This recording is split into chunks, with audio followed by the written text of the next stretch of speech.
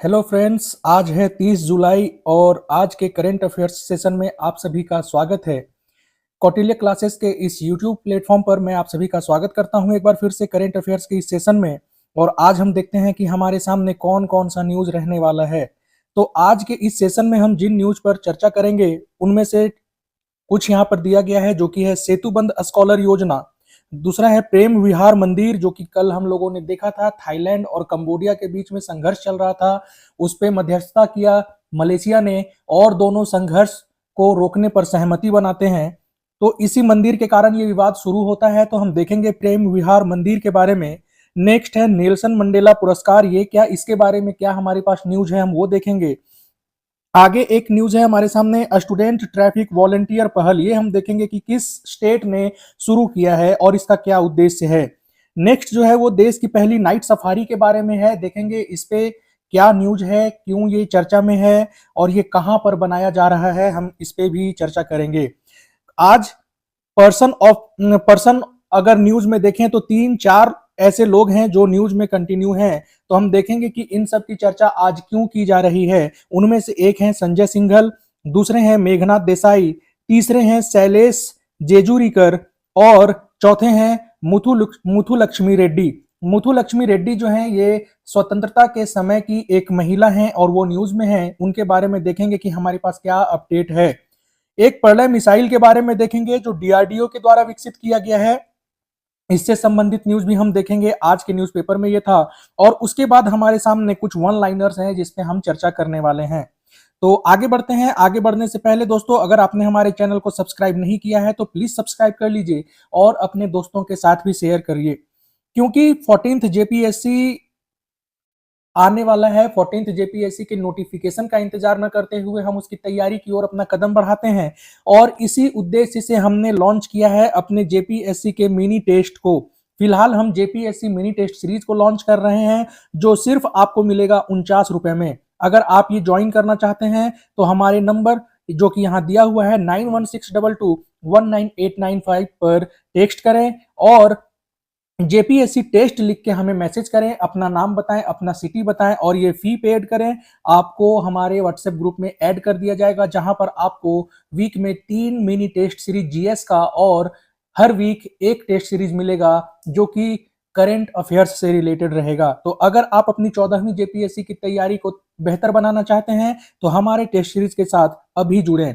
आगे बढ़ते हैं और देखते हैं कि आज का न्यूज क्या क्या है, और हम लोग शुरू करते हैं अपने पहले टॉपिक से, जो कि पहला टॉपिक हमारे सामने है सेतुबंध स्कॉलर योजना। सेतुबंध स्कॉलर योजना से संबंधित न्यूज हमारे सामने है। ये शिक्षा मंत्रालय की एक योजना है, शिक्षा मंत्रालय से संबंधित एक योजना है और इसका उद्देश्य क्या है, तो पारंपरिक गुरुकुल जो होता है उसके छात्रों को शीर्ष आईआईटीज में डिग्री प्राप्त करने, शोध करने, छात्रवृत्ति प्राप्त करने में सक्षम बनाने से संबंधित है ये हमारा सेतुबंध स्कॉलर योजना। तो सेतुबंध स्कॉलर योजना जो है ये संबंधित है शिक्षा मंत्रालय से और इसका उद्देश्य क्या है, ऐसे छात्र जो पारंपरिक गुरुकुलों में पढ़ाई कर रहे हैं उन्हें भारत के शीर्ष आईआईटीज में डिग्री प्राप्त करने, शोध करने और छात्रवृत्ति प्राप्त करने में सक्षम बनाने से संबंधित है सेतुबंध स्कॉलर योजना। मंत्रालय का नाम याद रखेंगे, ज्यादा चांस है आपसे मंत्रालय का नाम पूछा जाए।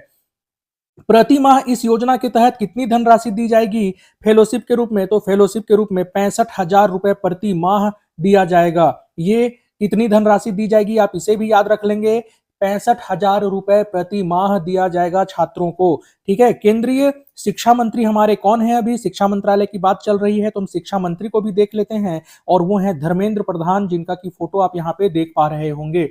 तो सेतुबंध स्कॉलर योजना शिक्षा मंत्रालय से संबंधित है।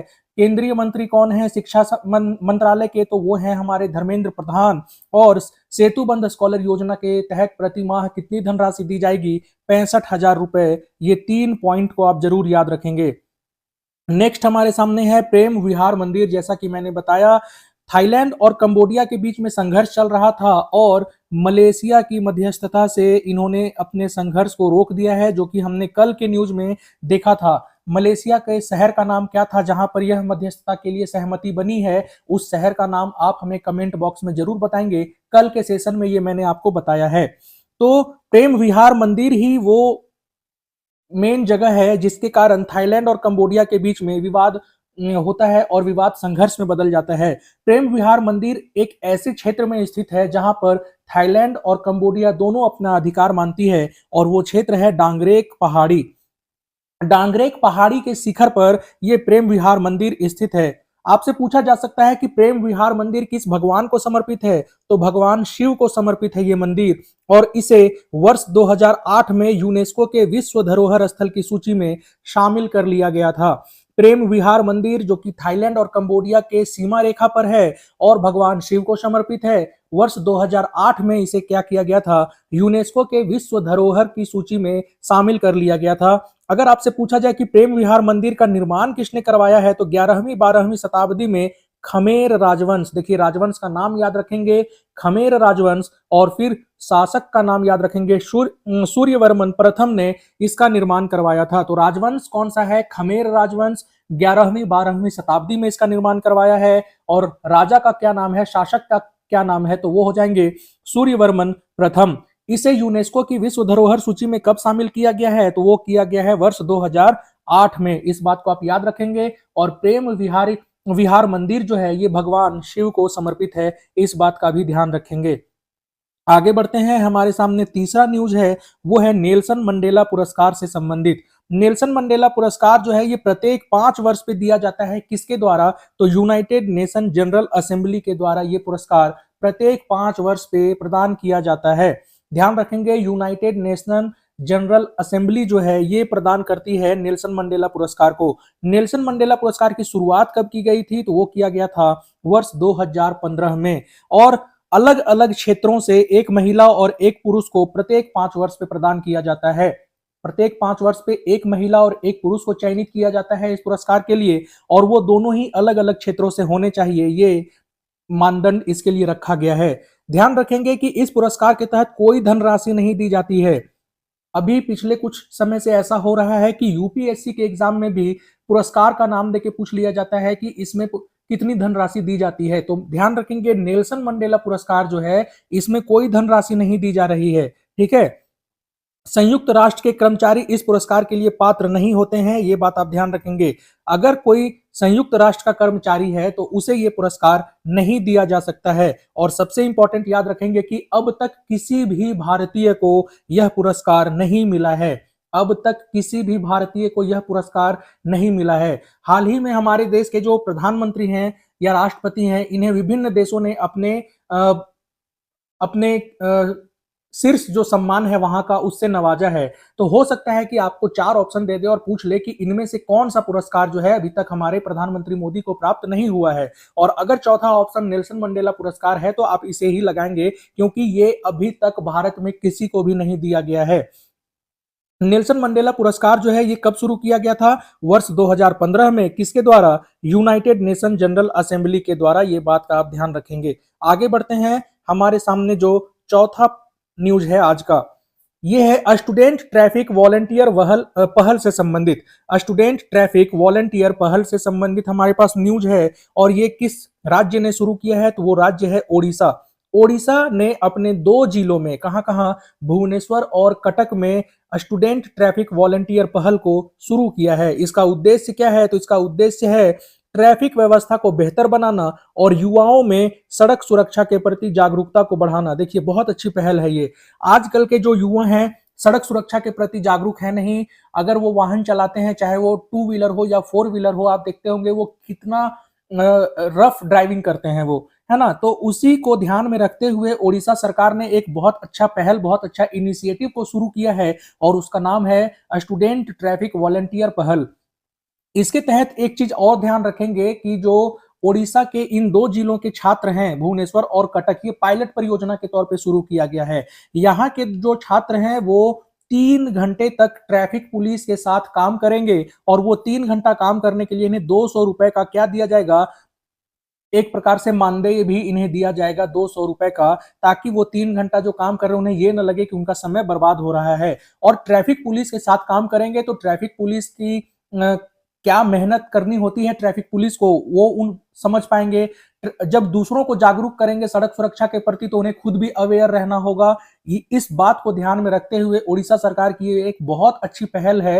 हो सकता है कि ये क्वेश्चन आपसे किसी भी एग्जाम में पूछ लिया जाए, क्योंकि ये बहुत इंपॉर्टेंट पहल है। ध्यान रखेंगे आप इस बात का। इन जिलों का भी नाम याद रखेंगे जो कि भुवनेश्वर और कटक है। यहाँ पर पायलट परियोजना के तौर पे इसे क्या किया गया है, शुरू किया गया है। ओडिशा के मुख्यमंत्री कौन है, मोहन चरण मांझी। और ओडिशा के राज्यपाल कौन है, हरि बाबू कंभमपति। ठीक है, हरि बाबू कंभमपति जो है वो ओडिशा के राज्यपाल हैं। आप इस बात का ध्यान रखेंगे। आगे बढ़ते हैं, हमारे पास पांचवा न्यूज है आज का, वो है देश की पहली नाइट सफारी से संबंधित। देश की पहली नाइट सफारी जो बनाने की घोषणा की गई है वो कहां पर की गई है, उत्तर प्रदेश के लखनऊ में। उत्तर प्रदेश के लखनऊ में देश की पहली नाइट सफारी बनाने की घोषणा की गई है। और यह घोषणा जो है वर्ष 2022 में की गई थी। आप इस बात को याद रखेंगे। वर्ष 2022 में देश की पहली नाइट सफारी बनाने की घोषणा कहां की गई थी, कि कहां पर बनाया जाएगा, उत्तर प्रदेश के लखनऊ में बनाया जाएगा। और इस प्रोजेक्ट का नाम क्या है, देखिए आपसे पूछा जा सकता है। ये बात तो कोई भी रट लेगा, देश की पहली नाइट सफारी बनाने की घोषणा कहां की गई, उत्तर प्रदेश के लखनऊ में। हो सकता है कि आपसे ये पूछ ले कि उस प्रोजेक्ट का नाम क्या है जिसके तहत देश की पहली नाइट सफारी बनाई जाएगी। उस प्रोजेक्ट का नाम है Kukrail night safari and adventure park. इस प्रोजेक्ट के नाम को आप याद रखेंगे, Kukrail night safari and adventure park इस प्रोजेक्ट का नाम है। इस प्रोजेक्ट में करीब 1510 करोड़ रुपए खर्च होने का अनुमान है। ये भी आप याद रखेंगे। हालांकि ये क्वेश्चन जेपीएससी वगैरह में नहीं पूछ सकता है। इस प्रोजेक्ट का नाम आपसे पूछ लेगा, Kukrail night safari and adventure park. और ये भी पूछा जा सकता है कि ये कब इसकी घोषणा की गई थी, और स्थान का नाम तो आपको याद रखना ही रखना है। ठीक है, Kukrail night safari and adventure park इस प्रोजेक्ट का नाम क्यों रखा गया है, क्योंकि जिस जंगल में नाइट सफारी को बनाने की बात चल रही है उस जंगल का नाम है कुकरेल जंगल। और वहां से एक नदी गुजरती है जो कि कुकरेल नदी है। और ये कुकरेल नदी किसकी सहायक है, तो ये सहायक है गोमती नदी की।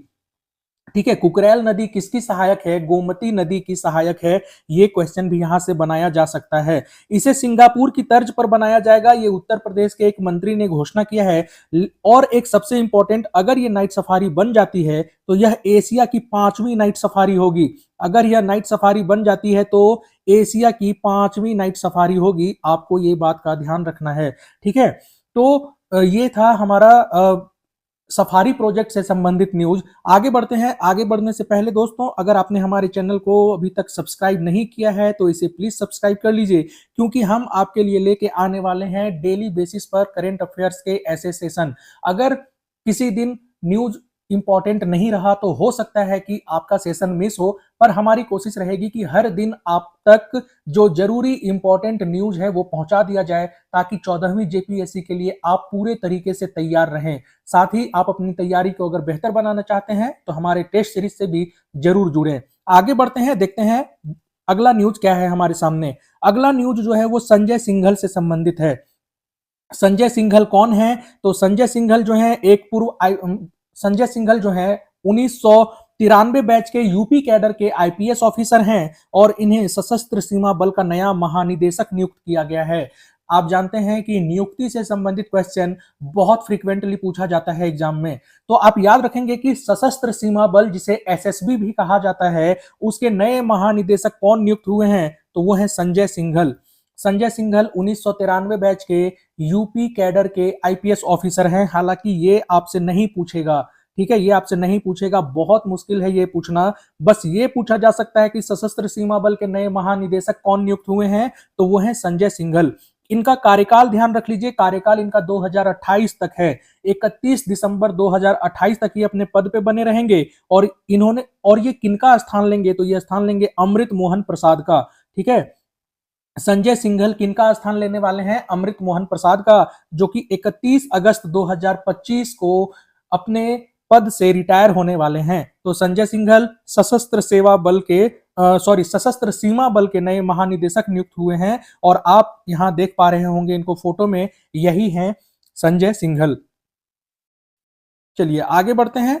हमारे पास जो 7वां न्यूज है वो है मेघनाथ देसाई से संबंधित। मेघनाथ देसाई आप फोटो में देख लीजिए, मेघनाथ देसाई यहाँ पे दिख रहे हैं। हाल ही में इनका निधन हो गया है, 29 जुलाई 2025 को इनका निधन हो गया 84 वर्ष की आयु में। ये कौन थे? ब्रिटिश अर्थशास्त्री थे। ये भारतीय मूल के थे लेकिन ब्रिटेन की नागरिकता थी इनकी, और ये अर्थशास्त्री थे। अगर आपसे पूछा जाए कि हाल ही में मेघनाथ देसाई का निधन हो गया है, वो किस क्षेत्र से संबंधित थे, बहुत बार ऐसा क्वेश्चन पूछा गया है, क्षेत्र पूछ लेता है कि वो किस क्षेत्र से संबंधित थे, तो ध्यान रखेंगे अर्थशास्त्र के क्षेत्र से संबंधित थे। इनका जन्म जो होता है वो 10 जुलाई 1940 को होता है। कहां पर? गुजरात के वडोदरा शहर में। मेघनाथ देसाई का जन्म 10 जुलाई 1940 को गुजरात के वडोदरा शहर में होता है, और 1991 में इन्हें ब्रिटिश हाउस ऑफ लॉर्ड्स का सदस्य चुना गया था। 1991 में ब्रिटिश हाउस ऑफ लॉर्ड्स के ये सदस्य चुने गए थे। देखिए, पीसीएस में ऐसा क्वेश्चन दिया जा सकता है कि हाल ही में मेघनाथ देसाई का निधन हो गया, उनसे संबंधित निम्नलिखित कथनों पर विचार करें। और कथन में आपको दे देगा कि वो अर्थशास्त्र क्षेत्र से संबंधित थे, तो ये सही हो जाएगा। लेकिन अगर आपको ये दे दे कि हाउस ऑफ कॉमन्स, लॉर्ड्स को हटा के अगर हाउस ऑफ कॉमन्स कर दे, तो वो गलत हो जाएगा। ध्यान रखेंगे, मेघनाथ देसाई मेघनाथ हैं, मेघनाथ से जोड़िए। मेघनाथ कौन था? बहुत महान आदमी था ना, लॉर्ड से जोड़िए उसको, भले दानव था लेकिन लॉर्ड से जोड़िए, तो मेघनाथ लॉर्ड था, तो लॉर्ड्स, हाउस ऑफ लॉर्ड्स के सदस्य होंगे मेघनाथ देसाई, ऐसे याद रखिए। ठीक है, आगे बढ़ते हैं। हमारे पास 8वां न्यूज जो है वो है शैलेश जेजूरीकर के बारे में। शैलेश जेजूरीकर जो है ये महाराष्ट्र के रहने वाले हैं, और हाल ही में क्या इन्हें नियुक्त किया गया है? तो प्रॉक्टर एंड ग्लोबल जो कंपनी है, दुनिया के बड़े कंपनियों में से एक है प्रॉक्टर एंड ग्लोबल कंपनी, जिसे P&G के नाम से भी जाना जाता है, उसके सीईओ नियुक्त हुए हैं शैलेश जेजूरीकर। ध्यान रखेंगे, ये बात इंपॉर्टेंट क्यों है? ये बात इंपॉर्टेंट इसलिए है क्योंकि P&G कंपनी का नेतृत्व करने वाले ये पहले भारतीय होने वाले हैं, और पहले एशियाई भी होने वाले हैं। एशियन मूल के ये पहले आदमी होंगे और भारतीय मूल के पहले आदमी होंगे जो P&G कंपनी का सीईओ बने हैं। ठीक है, और ये किसका स्थान लेंगे? जॉन मोलर का। देखिए, बाकी कुछ इंपॉर्टेंट नहीं है। शैलेश जेजूरीकर का नाम इंपॉर्टेंट इसलिए हो जाता है क्योंकि वे P&G कंपनी का सीईओ नियुक्त होने वाले पहले भारतीय और पहले एशियाई बन गए हैं। तो इसीलिए आप इस न्यूज को ध्यान रखेंगे, इस बात को आप याद रखेंगे। आगे बढ़ते हैं। मुथुलक्ष्मी रेड्डी से संबंधित एक न्यूज है यहाँ पर। इनका जन्म 1886 ईस्वी में हुआ था मद्रास में। अब इनकी बात यहाँ पर क्यों की जा रही है? क्योंकि आज के ही दिन यानी 30 जुलाई के ही दिन 1886 में इनका जन्म होता है। कहां पर? मद्रास में। ये इंपॉर्टेंट क्यों है, क्यों इनकी चर्चा की जा रही है? तो 1926 में मद्रास विधान परिषद का इन्हें सदस्य चुना गया था, और ब्रिटिश भारत में चुने जाने वाली पहली महिला विधायक ये बनी थी। ब्रिटिश भारत में चुने जाने वाली पहली महिला विधायक कौन थी? तो वो थी मुथुलक्ष्मी रेड्डी, जो कि मद्रास से संबंधित थे, है ना। इन्होंने देवदासी समुदाय की लड़कियों के शिक्षा के लिए महत्वपूर्ण कार्य किया था, और इन्हें 1956 में पद्म भूषण से सम्मानित किया गया था। इसलिए आप याद रखेंगे मुथुलक्ष्मी रेड्डी का नाम। हो सकता है आपसे क्वेश्चन पूछ लिया जाए कि ब्रिटिश भारत में पहली महिला विधायक कौन बनी थी? तो नाम होगा मुथुलक्ष्मी रेड्डी। आगे बढ़ते हैं। 10वां न्यूज है हमारे सामने प्रलय मिसाइल के बारे में। प्रलय मिसाइल खबरों में क्यों है? क्योंकि इसका सफल परीक्षण किया गया है, और ये डीआरडीओ के द्वारा विकसित है। डीआरडीओ के द्वारा विकसित एक स्वदेशी मिसाइल है प्रलय मिसाइल, और इसका सफल परीक्षण किया गया है डॉक्टर एपीजे अब्दुल कलाम द्वीप से। डॉक्टर एपीजे अब्दुल कलाम द्वीप कहां पर है? उड़ीसा में है। कल हम लोगों ने पिछले सेशन में हमने निसार के बारे में पढ़ा था, और निसार का जो प्रक्षेपण है वो कहां से किया जाना प्रस्तावित था? तो सतीश धवन अंतरिक्ष केंद्र श्रीहरिकोटा, और आज की तिथि निर्धारित थी। हो सकता है कि कल हम उसके सफल प्रक्षेपण का न्यूज पढ़ेंगे। ठीक है, तो प्रलय मिसाइल जो है ये सतह से सतह पर मार करने वाली एक अर्ध बैलिस्टिक मिसाइल है। ध्यान रखेंगे, अर्ध बैलिस्टिक मिसाइल है, और उसका रेंज कितना है? 150 से 500 किलोमीटर। ठीक है, प्रलय मिसाइल का रेंज कितना है? 150 से 500 किलोमीटर। डीआरडीओ की चर्चा यहां पर हुई थी क्योंकि प्रलय मिसाइल डीआरडीओ के द्वारा बनाया गया था। तो डीआरडीओ के प्रमुख का नाम भी आप याद रखेंगे, वो है समीर वी कामत। आपको मैंने बताया था कि इसरो के प्रमुख अभी कौन हैं, आपको उनका नाम कमेंट सेक्शन में बताना है। इसरो के प्रमुख कौन हैं? आपको आज 2 क्वेश्चन दिया गया है, दोनों का आंसर कमेंट बॉक्स में जरूर बताएं। आगे बढ़ते हैं। हमारे पास अब वन लाइनर्स हैं। जो मेन न्यूज है जिस पे डिटेल चर्चा करनी थी वो खत्म हो चुका है। अब देखते हैं हमारे पास वन लाइनर क्या क्या है। इस वन लाइनर में जो पहला न्यूज है हमारे सामने वो है इटली से संबंधित। इटली में महर्षि वाल्मीकि की प्रतिमा का अनावरण किया गया है। ऐसा क्वेश्चन बहुत बार पीसीएस में भी पूछा गया है कि जैसे किसी का भी नाम दे देता है मूर्ति का और उसका अनावरण किस देश में किया गया है, तो उस देश का नाम आपको याद रखना है इटली। इटली में भी कैंपो रोटोडो शहर है, वहां पर महर्षि वाल्मीकि की प्रतिमा का अनावरण किया गया है। इस बात का आप ध्यान रखेंगे।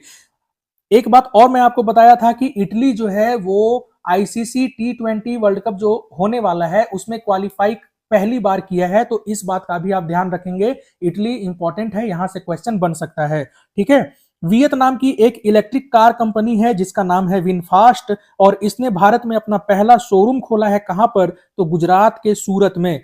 ठीक है। वियतनाम की एक इलेक्ट्रिक कार कंपनी है विनफास्ट, इसने भारत में अपना पहला शोरूम खोला है। कहां पर? सूरत में। ठीक है।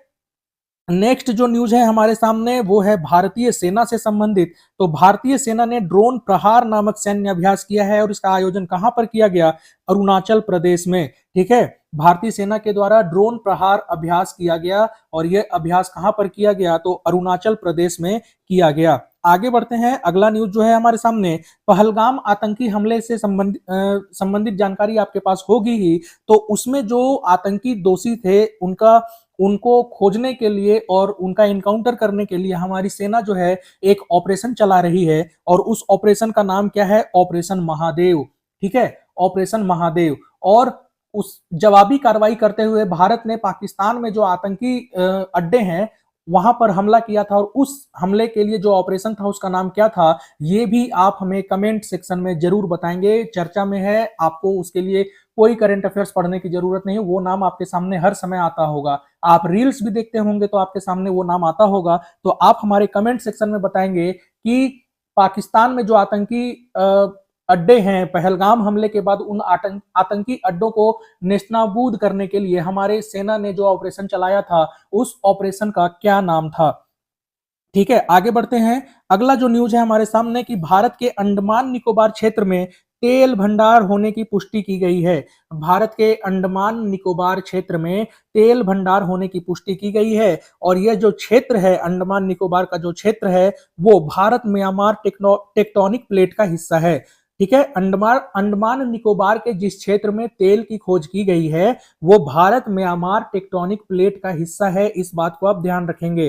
ठीक है। और अगर बेसिन पूछ लिया जाए कि किस बेसिन में स्थित है, तो बंगाल अराकान बेसिन में स्थित है। अगर आपसे प्लेट के बारे में पूछे तो भारत म्यांमार टेक्टोनिक प्लेट, और बेसिन पूछे तो बंगाल अराकान बेसिन। देखिए अंडमान निकोबार तो ऐसे ही बहुत इंपॉर्टेंट है, इसे आप वीवीआई में काउंट कर लीजिए, यहां से क्वेश्चन बनने का 99% चांस है। ठीक है। बंगाल अराकान बेसिन हो जाएगा और भारत म्यांमार टेक्टोनिक प्लेट हो जाएगा। ठीक है। नेक्स्ट जो हमारे पास न्यूज है वो आईएमएफ से संबंधित है। आईएमएफ ने वित्त वर्ष 2025-26 और 26-27 के लिए भारत के विकास दर का कितना अनुमान लगाया है? तो भारत का विकास दर जो है वो 6.4% रहेगा, यह अनुमान लगाया है आईएमएफ। ठीक है। 6.4% भारत के विकास दर का अनुमान लगाया है कौन? आईएमएफ। ठीक है। आगे बढ़ते हैं। अगला न्यूज जो है आईएमएफ से ही संबंधित है। आईएमएफ ने अगर भारत के संबंध में 2025-26 और 26-27 के लिए 6.4% कहा है, और विश्व के मामले में क्या कहा है? तो 2025 में 3% विकास दर रहेगा विश्व का, और 2026 में 3.1% रहेगा।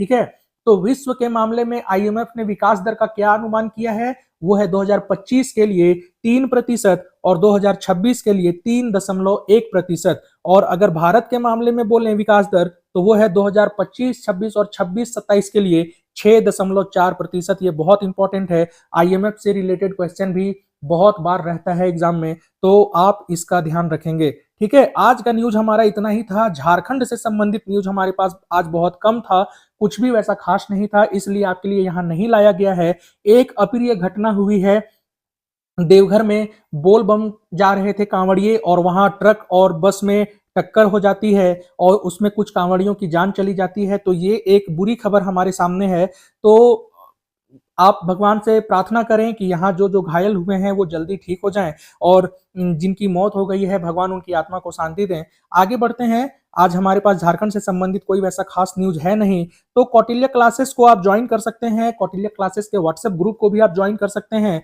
उसके लिए आपको करना क्या होगा कि इस क्यूआर कोड को आपको स्कैन करना होगा और आप सीधे हमारे व्हाट्सएप ग्रुप पे जुड़ सकते हैं, जहां पे डेली करंट अफेयर्स का पीडीएफ आपको मिल जाया करेगा। हालांकि अगर आप हमारे टेस्ट सीरीज को ज्वाइन करना चाहते हैं, तो टेस्ट सीरीज को ज्वाइन करने के लिए आपको हमारे नंबर पे टेक्स्ट करना होगा। ये है हमारा नंबर, आप यहाँ मैसेज कीजिए। 49 रुपए में आपको टेस्ट मिलेगा, आप ज्वाइन करके अपनी तैयारी को बेहतर बना सकते हैं। तो आज के करंट अफेयर सेशन में बस इतना ही। आप अपना ध्यान रखें, ख्याल रखें और पढ़ाई करते रहें, स्वस्थ रहें, मस्त रहें। Thank you. जय हिंद।